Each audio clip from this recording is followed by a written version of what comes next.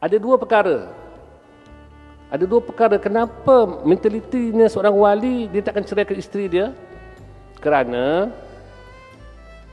pertama, kalau diceraikan isteri dia, kesian isteri itu nanti di saat tuanya hidup dalam keseorangan kalau tidak ada orang masuk meminang. Mungkin mak ayah dia pun dah balik kampung, dah cerai, dah habis iddah, dan tempoh iddah masih duduk dalam rumah kita lagi. Tapi kalau dah habis iddah, tak boleh duduk satu rumah lagi, dia kena balik ke rumah mak ayah dia.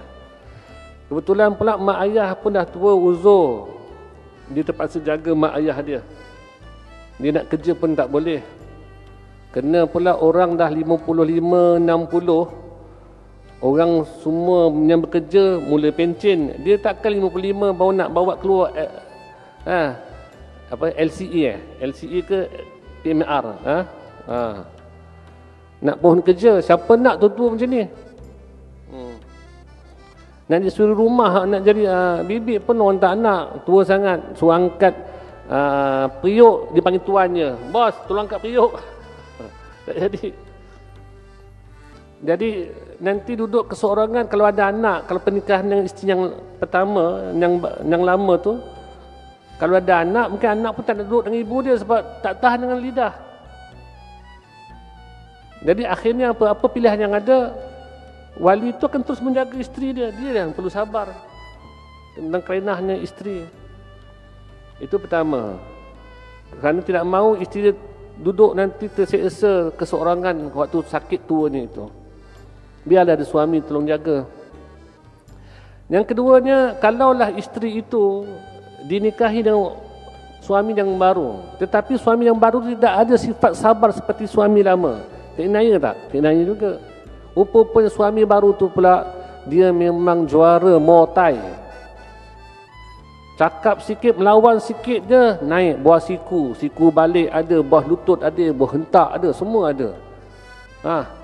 Pecah sana, retak sana, macam-macam ada.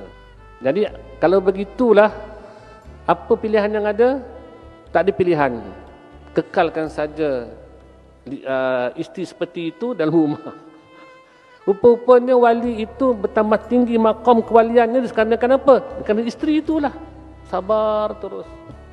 Inna Allah ma'asabirin, sesungguhnya Allah Ta'ala bersama orang yang sabar. Daripada mana dapat didikan ini? Dalam tasawuf. Belajar ilmu sains tak jumpa, ilmu fizik tak jumpa, matematik, bahasa Inggeris, fiqh, tauhid tak jumpa. Didikan ini adalah dalam madrasah tarbiyah sufiyah.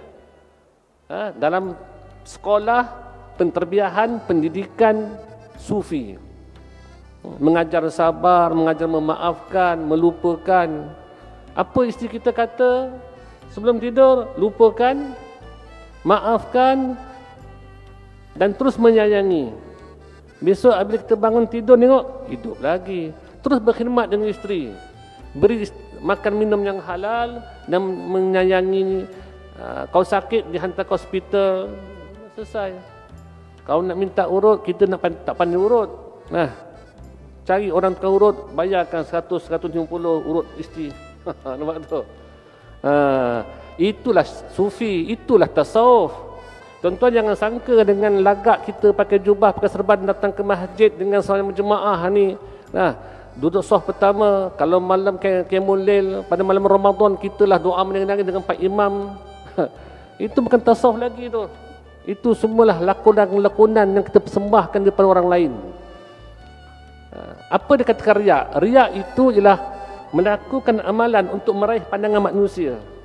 Ketika depan manusia bersemangat, tak ada manusia lemah. Itu riak tu, penyakit-penyakit tu.